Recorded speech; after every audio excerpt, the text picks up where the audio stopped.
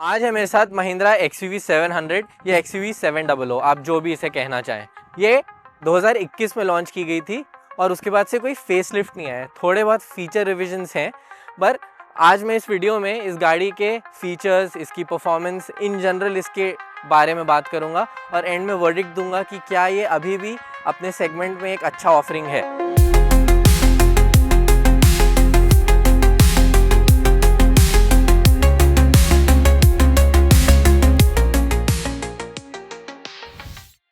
शुरुआत करते हैं हम इसके लुक से।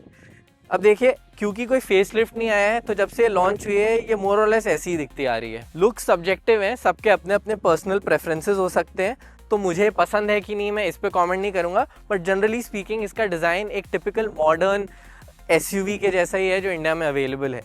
इसकी हेडलाइट्स में यहाँ पे बहुत बड़े से DRLs हैं, फुल LED हेडलैम्प्स हैं, but depending on the variant, अगर आप लोअर वेरिएंट ले रहे हैं तो ये LED की जगह हैलोजन हेडलैम्प्स हो जाएंगे। फिर यहाँ पे पियानो ब्लैक फिनिश में ग्रिल है, यहाँ पे एक कैमरा दिया हुआ है अगर आपके पास टॉप एंड वेरिएंट है तो। XUV 700 की लेंथ 4.7 मीटर से थोड़ी कम है, विड्थ 1.89 मीटर है और हाइट 1.75 मीटर है। इसके राइवल से कंपेयर करें तो टाटा सफारी जो है वो XUV से विड्थ और हाइट में ज़्यादा है पर लेंथ में छोटी है। वहीं इनोवा हाई क्रॉस जो है वो XUV से लेंथ और हाइट में ज़्यादा है पर विड्थ में कम है। साइड व्यू जनरली कुछ बहुत ऐसा डिफरेंट नहीं है, काफ़ी हद तक आपको XUV 500 की भी याद दिलाएगा, जो बेसिकली एक उसका स्पिरिचुअल सक्सेसर ही है। डिस्टिंग्विशिंग पॉइंट जो देखने के लिए है वो ये है कि इसमें ऐसे फ्लश डोर हैंडल्स आते हैं। ये top of the line AX7L नहीं है, इसलिए इसमें मैनुअल डोर हैंडल्स हैं, अदरवाइज ये ऑटोमेटिकली रिलीज होते हैं। अलॉय व्हील्स डिसेंट लुकिंग है मेरे हिसाब से, R17 इंच के आते हैं और अपर वेरिएंट्स में जो है वो R18 आते हैं। अगर रियर लुक्स की बात करें तो एक काफ़ी बड़ी टेल लाइट है, महिंद्रा इसे ट्राई एरो टेल लाइट कहता है। मोर और लेस सारे एलिमेंट्स इसके LED ही हैं, बस ये रिवर्स लाइट जो है वो हैलोजन है। आप देख सकते हैं यहाँ पे जो इसके इंडिकेटर्स है वो स्वाइप स्टाइल में आते हैं, पर ये depending on the variant it can change. Rear wiper है, वॉशर है और यहाँ पे डिफॉगर है। कॉस्ट कटिंग के नाम पे सिर्फ 2 ही पार्किंग सेंसर्स दिए गए हैं, जनरली गाड़ियों में 3-4 तो होते ही हैं, बट ओके। बाकी टेल गेट इसका जो है वो फाइबर का बना हुआ है, जनरली कार्स में मेटल होता है। I don't think it's a big deal. XUV 700 का डिजाइन मॉडर्न और प्रोपोर्शनेट है, एक तरीके से XUV 500 का डिजाइन एवोल्यूशन है। पर इस कार में बाकी मॉडर्न SUVs और क्रॉसओवर्स जैसे कनेक्टेड टेल लाइट्स या हेडलाइट्स बम्पर में नहीं है, जिसके कारण थोड़ा सा डिजाइन जो है वो ट्रेडिशनल फील होता है।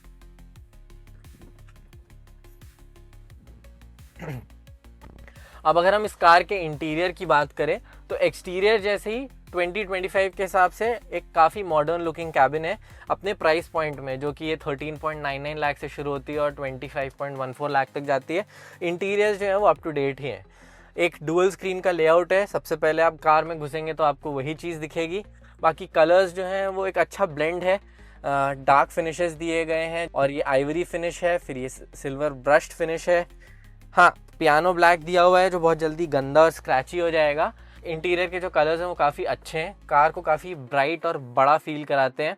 सीट्स जो हैं वो मैं बता दूं कि ये AX5 पेट्रोल ऑटोमेटिक वेरिएंट है, तो AX7 और AX7L में जो है वो वाइट सीट्स आती हैं जो लेदर होती हैं, और AX5 और उसके नीचे जो है वो ब्लैक फैब्रिक आता है। तो क्योंकि इसमें आफ्टर मार्केट सीट कवर्स लगे हैं तो ये मोर और लेस टॉप ट्रिम्स जैसा ही दिख रहा है, पर इसमें जो है वो ब्लैक सीट्स आनी थी। अगर हम कुछ फीचर्स की बात करें जो इवन टॉप ट्रिम में भी मिसिंग है, वो ये है कि डे नाइट मिरर मिसिंग है, auto day night mirror missing है, जो बलेनो जैसी कार्स में भी आते हैं जो इससे काफ़ी नीचे के सेगमेंट की हैं। टॉप ट्रिम्स में ventilated seat, ADAS, 360 degree camera, ये सारे फीचर्स आते हैं।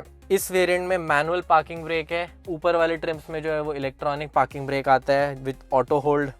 एक चीज़ और जो थोड़ी सी वियर्ड है वो ये है कि इवन दो ये कार ऑन रोड 20 लाख रुपए से ऊपर की है, पर फिर भी इसमें फ्लिप की दी गई है। महिंद्रा ने कुछ फीचर रिविजन्स किए हैं, जिसके बाद AX5 सिलेक्ट और ऊपर के वेरिएंट्स में फ्लिप की जगह पुश बटन स्टार्ट आता है। इसके अलावा इंटीरियर लाइट्स भी सारी LED हैं। फिर AC जो है वो इस वेरिएंट में मैनुअल है, ऊपर वाले वेरिएंट्स में जो है वो ऑटो AC आता है। जनरली स्पीकिंग अगर हम स्टोरेज की भी बात करें तो स्टोरेज डिसेंट है। ग्लव बॉक्स भी एक ठीक ठाक साइज का है, इसमें सेपरेट स्पेस दी गई है ताकि आप यहाँ पे अपने कार के डॉक्यूमेंट्स रख सकें। बॉटल होल्डर्स इतनी बड़ी हैं कि एक बड़ी साइज़ की बॉटल भी आराम से आ जाएगी, तो जनरली स्पेस की कोई कमी नहीं है। यहाँ पे छोटे छोटे ऐसे पॉकेट्स दिए हुए हैं जो मुझे बहुत यूज़फुल नहीं लगते, पर मे भी आप कुछ चाबियाँ रख सकते हैं। टॉप ट्रिम में जो है वो वायरलेस चार्जर भी आता है। मटेरियल की यूज़ की बात करूँ तो ऑफ कोर्स क्योंकि मैं अभी टॉप वेरिएंट में नहीं हूँ तो ये एग्जैक्टली उसका रिफ्लेक्शन नहीं है, बट अगर आप एक मिड ट्रिम ही अज्यूम कर रहे हैं तो बहुत हाई क्वालिटी मटेरियल्स यूज़ नहीं किए गए। मतलब यहाँ पे सॉफ्ट टच कुछ भी नहीं है, सब कुछ हार्ड टच है। इवन ये जो आर्म रेस्ट है ये भी हार्ड टच फील होता है। इस कार में पैनोरामिक सनरूफ भी आती है जो कि और सेंस ऑफ स्पेस को बढ़ा देती है। टेक्नोलॉजी एंड फीचर वाइज इसके टॉप ट्रिम्स काफी अच्छे से लोडेड है। Connected car tech, 360 degree camera, ADAS level 2, Sony का premium surround sound music system, ventilated front seats, dual zone climate control जैसे कुछ फीचर्स हैं जो AX7 लग्जरी में आते हैं। लोअर ट्रिम्स में जो है वो कुछ फीचर्स मिसिंग है, जैसे इस AX5 में सिर्फ रियर कैमरा है और उसकी भी क्वालिटी मेरे हिसाब से बहुत अच्छी नहीं है। रियर सीट कंफर्ट की बात करते हैं, पहले इंग्रेस इग्रेस देख लेते हैं। सबसे पहले मैं आपको जो दिखाना चाहूँगा वो इसका थोड़ा सा वियर्ड डोर ऑपरेशन है। तो अगर आपको दरवाज़ा खोलना है तो पहले आपको इसको ऐसे प्रेस करना पड़ेगा, फिर आप खींचेंगे तब दरवाज़ा खुलेगा। अगर आप कुछ अलग तरीके से खोलना चाह रहे हैं ऐसे, तो वियर्डली ये डोर हैंडल अंदर जाता ही नहीं है वापस। तो ये थोड़ा एक लर्निंग कर्व है विच आई फाइंड अननेसेसरी। लुक्स के लिए जो है वो दिया गया है, बट थोड़ी यूजेबिलिटी जो है उसकी कम है। अब अगर हम अंदर बैठें तो क्योंकि ये एक हाई सीट पोजीशन वाली SUV है तो जनरली फ्लोर बोर्ड जो है वो थोड़ा ऊपर ही है। आप आफ्टर मार्केट में जो है वो रनिंग बोर्ड लगा सकते हैं, लेकिन एक बार अगर आप इस कार में बैठ जाते हैं अंदर तो काफ़ी कार लाइक फील होती है। मैं जिस कार में बैठा हूँ ये एक 5 सीटर वेरिएंट है और XUV 700 जो है वो 5 सीटर, 6 सीटर और 7 सीटर कॉन्फ़िगरेशंस में आती है डिपेंडिंग ऑन द वेरिएंट। तो अगर हम एक जनरली सीट कंफर्ट की बात करें तो अंडर थाई सपोर्ट मेरे लिए ठीक है। मेरी हाइट 5 फीट 9 इंचेस है। हेडरूम काफ़ी अच्छा है, बट अगर आप 6 फीट से ऊंचे हैं और आप टॉप वेरिएंट्स ले रहे हैं तो थोड़ा सा आपको ध्यान रखना पड़ेगा, क्योंकि इस कार में छत पे भी स्पीकर्स लग के आते हैं तो सामने जो है वो थोड़ी प्रॉब्लम हो सकती है।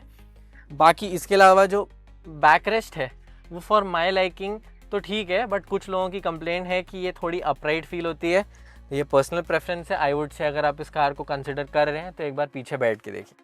जो मेरा कंप्लेंट है इस कार से वो ये है कि इवन दो ये इतनी बड़ी कार है, ये ऑलमोस्ट इनोवा की जितनी लेंथ में है, बट उस हिसाब से जो सेकेंड रो में जो नी रूम है वो काफ़ी लिमिटेड है। एंड द सैड पार्ट इसकी सीट जो है वो स्लाइड भी नहीं होती है। हाँ, अगर इसमें हेडरेस्ट की बात करें तो एडजस्टेबल सिर्फ 2 ही है। सेंटर पैसेंजर के लिए फिक्स्ड हेडरेस्ट है। आई थिंक एक और मेजर मिसिंग था। 2021 में XUV 700 के बेस वेरिएंट ने 5 स्टार स्कोर किया था।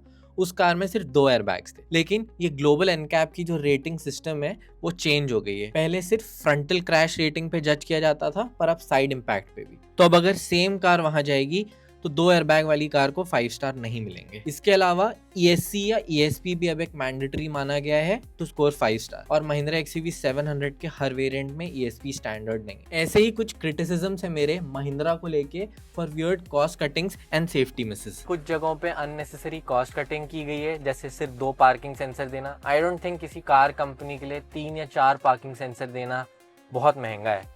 येट इतनी महंगी फीचर लोडेड ADAS वाली कार में सिर्फ 2 parking sensors, and I am not even talking about front parking sensors. वैसे तो मेरे हिसाब से इसमें फ्रंट पार्किंग सेंसर्स भी होने चाहिए थे, पर ठीक है, उसे इग्नोर कर सकते हैं। फिर इसका जो स्टीयरिंग व्हील है वो सिर्फ इसके top variant AX7L, L stands for luxury, में टिल्ट एंड टेलीस्कोपिक है। उसके नीचे के हर वेरिएंट में सिर्फ टिल्ट ही है। तो महिंद्रा को ये लगता है कि टिल्ट के साथ साथ टेलीस्कोपिक स्टीयरिंग व्हील होना जो है वो एक लग्जरी फीचर है, जो मेरे हिसाब से एक नेसेसिटी होनी चाहिए, खासकर इतनी बड़ी कार में जिसमें अलग अलग साइज के लोग बैठेंगे और उनको अपने कंफर्ट के लिए जो है वो स्टीयरिंग व्हील का टेलीस्कोपिक फंक्शन भी यूज करने की जरूरत पड़ेगी। इसके अलावा इन्होंने बहुत ज्यादा टियरिंग सिस्टम करके रखी है, तो इवन दो काफी एक्सेसिबल प्राइस पॉइंट पे आती है ये, तो जैसे इसका जो MX पेट्रोल मैनुअल वेरिएंट है, जो सबसे सस्ता वेरिएंट है, वो एक्स शोरूम 13.99 लाख से शुरू होता है, जो इतनी बड़ी साइज वाली कार के हिसाब से काफी अच्छी प्राइस है। But at the same time उसमें टियरिंग की भी है, जैसे लोअर ट्रिम्स में सिर्फ 2 एयरबैग है, फिर उसके ऊपर के कुछ वेरिएंट्स में 4 एयरबैग है, फिर उसके ऊपर AX7 में जो है वो 6 एयरबैग है, और फाइनली जो top of the line AX7L है उसमें 7 एयरबैग है। आज के टाइम पे मारुति सुजुकी अपनी इको में भी 6 एयरबैग दे रहा है, और महिंद्रा ने जो है वो टियरिंग सिस्टम कर रखी है। तो अगर आप सस्ता वेरिएंट लेते हैं तो फिर वो जो 5 स्टार एनकैप रेटिंग मिल गई है, उसको आप अज्यूम मत करना कि मिल रहा है। फिर उसी से रिलेटेड एक और चीज, सेफ्टी से रिलेटेड, अगर आप एक लोअर ट्रिम का मैनुअल वेरिएंट ले रहे हैं, चाहे वो पेट्रोल हो या डीजल हो, उसमें ESP जो है वो स्टैंडर्ड नहीं है। तो ESP वाला वेरिएंट है अलग। जैसे फॉर एग्जांपल आप बेस वेरिएंट MX देख रहे हैं, तो उस MX में एक नॉन ESP वेरिएंट आता है जो 13.99 लाख का है, और एक MX E करके आता है जो आपको देख के कुछ समझ नहीं आएगा, पर उसमें ESP आता है। वो 50,000 रुपीज जनरली ज्यादा एक्सपेंसिव है। तो अगर आपने कार की अच्छे से रिसर्च नहीं की और आप सीधा शोरूम चले गए और आप उन वेरिएंट्स में से कोई एक पिक कर लिए, तो आपको नहीं पता है कि सेल्समैन आपको ESP वाली दे रहा है कि नहीं दे रहा है। तो मतलब you are at the mercy of the dealership. ESP standard नहीं है, पर AX5 और AX5 सिलेक्ट जैसे वेरिएंट्स में सनरूफ स्टैंडर्ड है, विच इज वेरी वियर्ड। तो आप सेफ्टी की जगह जो है नॉन एसेंशियल फीचर्स को प्रायोरिटाइज कर रहे हैं। और महिंद्रा की वेबसाइट पे जाके अगर आप वेरिएंट्स भी कंपेयर करेंगे तो भी फीचर्स एंड स्पेसिफिकेशंस में ESP के बारे में कुछ नहीं दिया। तो कौन से वेरिएंट में ESP है और कौन से में नहीं है, यह पता लगाना बहुत मुश्किल है। सिर्फ प्राइस डिफरेंस है और वेरिएंट के आगे E लिखा हुआ है। तो मुझे यहाँ पे ऐसा लगता है कि ट्रांसपेरेंसी भी क्लियरली मिसिंग है। ओके, अब क्रिटिसिज्म बहुत हो गया है। अब मैं इस गाड़ी के थोड़े स्ट्रॉन्ग पॉइंट्स के बारे में बात करता हूँ। जैसे कि मैंने पहले कहा था कि ये पेट्रोल ऑटोमेटिक है, सो 2 लीटर टर्बो मतलब गैसोलीन डायरेक्ट इंजेक्शन वाला इंजन है, TGDI कहते हैं।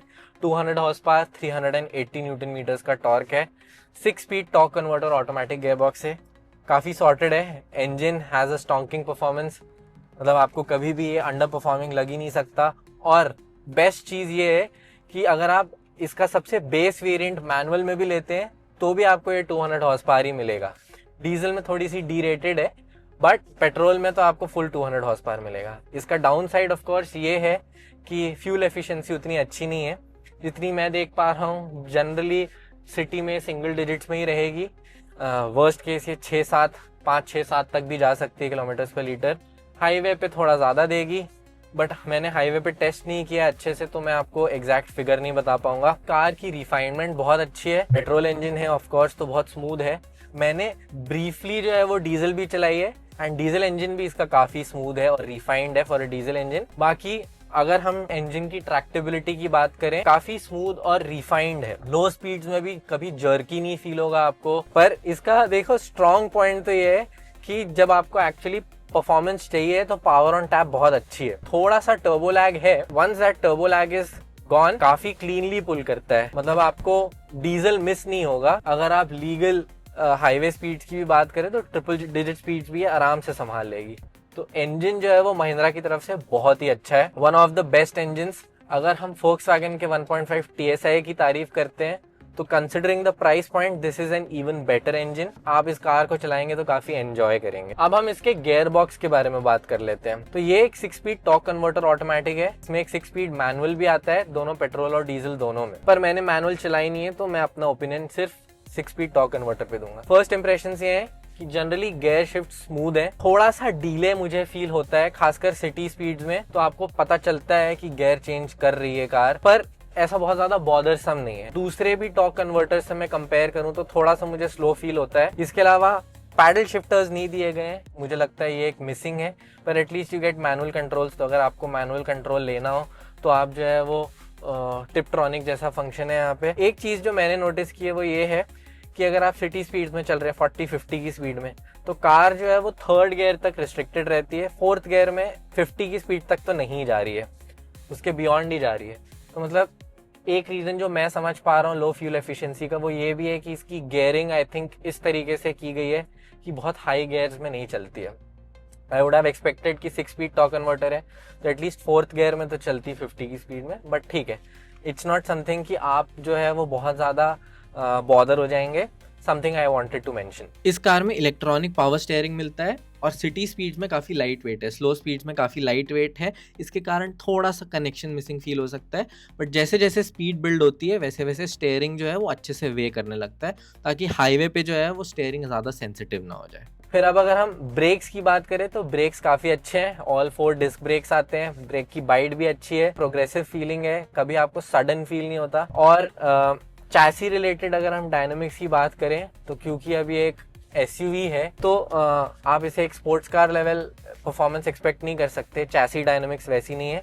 बट आपको बहुत ज़्यादा बॉडी रोल फील नहीं होगा, पीछे वाले लोग बहुत ज़्यादा टॉस अराउंड नहीं होते रहेंगे, तो ये सारे कोई इश्यूज नहीं होने वाले हैं। हाँ, ये ज़रूर है कि इसका सस्पेंशन जो है वो थोड़ा सा नॉइजी है। फ्रंट एंड रियर दोनों इंडिपेंडेंट सस्पेंशन है, सामने मैकफिसन स्ट्रट है और पीछे जो है वो मल्टी लिंक रियर सस्पेंशन है। इसके सस्पेंशन में आगे और पीछे दोनों FSD या फ्रीक्वेंसी सिलेक्टिव डैम्पर्स हैं, जो रोड की वाइब्रेशन के हिसाब से जो है वो डैम्पिंग को एडजस्ट करते हैं। तो सस्पेंशन है बहुत कंप्लायंट, बहुत कंफर्टेबल है। अगर आप इसके प्रीडेसेसर XUV 500 से कंपेयर करेंगे, जिसके इन माय ओपिनियन काफ़ी ख़राब सस्पेंशन थे स्पेशली सिटी के लिए, तो इस कार में ऐसा नहीं है। मतलब जनरली छोटे स्पीड ब्रेकर्स और बड़े स्पीड ब्रेकर्स दोनों को ये काफ़ी अच्छे से डैम्पन करती है, अंदर कैबिन में झटके नहीं लगने देती। मैं अभी बहुत अच्छी रोड में नहीं चल रहा हूँ, उसके बावजूद जो है बैड रोड्स को काफ़ी अच्छे से मैनेज कर रहा है। पर एट द सेम टाइम जब आप हाईवे स्पीड्स पे चल रहे होंगे तो इसका सस्पेंशन इतना कंप्लायंट है कि आपको बाउंसीनेस नहीं फील होगी। तो कार का कंट्रोल हाई स्पीड में जो है वो इसलिए भी अच्छा है। और इससे पहले मैं भूल जाऊँ, हम इस कार की विजिबिलिटी की बात करते हैं। ड्राइवर सीट से विजिबिलिटी काफ़ी अच्छी है, क्योंकि एक SUV फॉर्म फैक्टर में तो बॉनेट दिख रहा है, आप you are sitting high up, तो आगे की विजिबिलिटी भी अच्छी है। पीछे का जो ग्लास एरिया है वो भी डिसेंट है, तो रियर व्यू मिरर में पीछे का भी व्यू अच्छा मिलता है। Mirrors are pretty decent sized, बहुत बड़े नहीं है, बहुत छोटे नहीं है, मेरे हिसाब से परफेक्टली साइज्ड हैं। तो जनरली ब्लाइंड स्पॉट्स नहीं है। थोड़ा ए पिलर मोटा है, बट आई थिंक ठीक है, आप गेस कर सकते हैं कि आप कहाँ जा रहे हैं। एक इस कार की बहुत ही वियर्ड फिट फिनिश इशू लगती है मुझे, और जो सिर्फ इस स्पेसिफिक XUV 700 में मैंने नोटिस नहीं की है, दूसरी में भी, वो ये है कि इसका ब्रेक पेडल बहुत लूज फील होता है, साइड टू साइड मूव करता है। तो जनरली आप अगर ब्रेक भी प्रेस कर रहे हैं तो भी आपको ऐसा लगेगा कि जैसे ब्रेक पेडल जो है वो अच्छे से फिट नहीं किया गया है। आई एम श्योर कि ये सेफ्टी कंसर्न नहीं है, कंसिडरिंग कि ये मोरलेस हर XUV में ही है, एटलीस्ट मेरे सामने मैंने 2 XUVs में देखा है, बट नॉनदलेस ये एक फिट फिनिश इशू ज़रूर लगता है। तो जनरली मेरी गाड़ी की फिट फिनिश को लेके ओपिनियन वही है। एक्सटीरियर भी पैनल गैप्स थोड़े इनकन्सिस्टेंट से हैं, हर जगह नहीं, बट कुछ एरियाज़ में स्पेसिफिकली, जैसे बूट लिड स्पॉइलर जो दिया हुआ है इन्होंने, वो भी थोड़ा सा इनकन्सिस्टेंटली अलाइंड है। अगर आप कीन ऑब्जर्वर हैं तो आप नोटिस कर लेंगे ऐसी छोटी छोटी चीज़ें। Over the years of course Mahindra ने बहुत ज़्यादा रिफाइन कर लिया है खुद को, एंड ये कार ऑफ कोर्स उसका एक प्राइम एग्जांपल है, क्योंकि एक वेल मेड कार है, वेल इंजीनियर्ड कार है, good performance, decent comfort.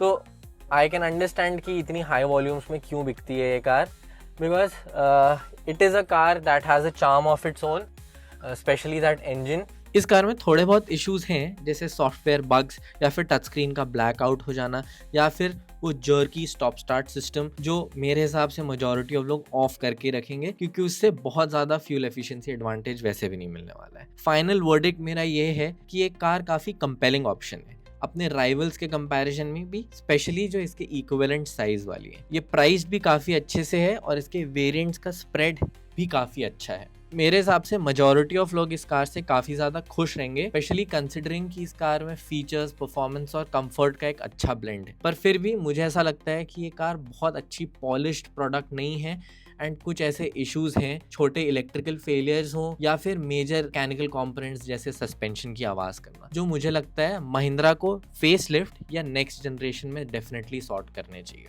Please comment करके बताइए अगर आपको ऐसा लगता है कि XUV 700 एक कंपेलिंग ऑप्शन है और ये आपकी नेक्स्ट कार हो सकती है। और अगर आपको ये वीडियो पसंद आई हो तो प्लीज़ इसे लाइक कीजिए, और ऐसे ही इंफॉर्मेशनल रिव्यूज़ और ऑटोमोटिव कंटेंट के लिए मेरे चैनल को सब्सक्राइब कीजिए।